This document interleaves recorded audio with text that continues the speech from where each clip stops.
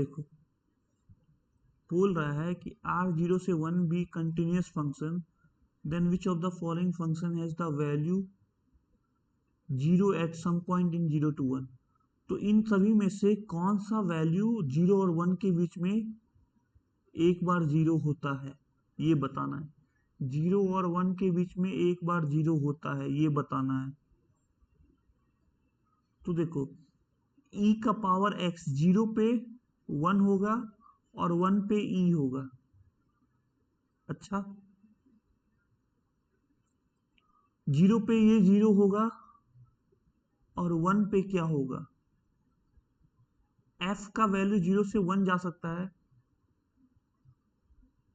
तो मैक्सिमम इसका वैल्यू होगा 1, तो मैक्सिमम वैल्यू 1 होगा, मैक्सिमम वैल्यू 1 होगा और 0 से 1 करोगे तो 1 आंसर आएगा। तो देखो ये हमेशा इससे छोटा है, तो ये पॉजिटिव ही रहेगा, तो ये ऑप्शन हमारा गलत हो गया। x का पावर 9, जब 0 से 1 रहोगे तो ये 1 बाय फ्रैक्शन रहेगा, 1 बाय इंटीजर रहेगा, और माइनस ये 0 से 1 रहेगा। तो अगर आप देखो तो ये 0 पे जब 0 डालते हैं तो माइनस f0 जो कि 0 से 1 है, और जब 1 डालते हो 1 से कम डालते हो तो ये फ्रैक्शन होगा, फ्रैक्शन माइनस सम इंटीजर, तो फ्रैक्शन माइनस ये 1 के नजदीक हो जाए तो it will be negative, it will be positive,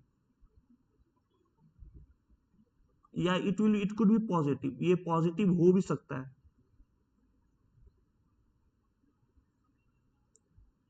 तो इसके चांसेस हैं 0 से 1 में ये 0 से 1 होगा, और 0 से ये भी पॉजिटिव, ये भी पॉजिटिव, ये भी 0 से 1 होगा, तो ये हमेशा पॉजिटिव होगा, तो कभी 0 नहीं आ पाएगा, ये कभी 0 नहीं आ पाएगा। अब देखो 0 से 1 में ये 0 से 1 है, अब 0 पे ये π/2 जा रहा है, तो 0 पे ये मैक्सिमम होगा, ये 1 होगा और ये 0 से 1 होगा। 0 पे 0 पे अगर ये 0 के अलावा कुछ हो गया, ये तो एग्जैक्ट 0 हो गया, तो इसको अगर g(x) मानते हैं तो g0 इज निगेटिव। अब g1 क्या होगा?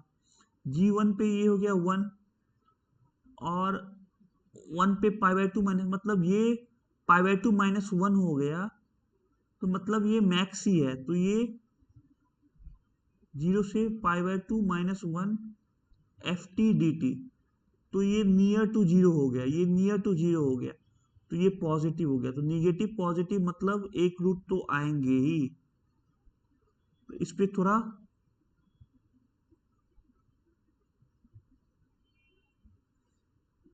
वर्क करते हैं। नहीं नहीं,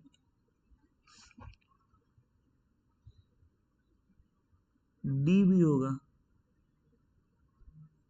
डी भी होगा।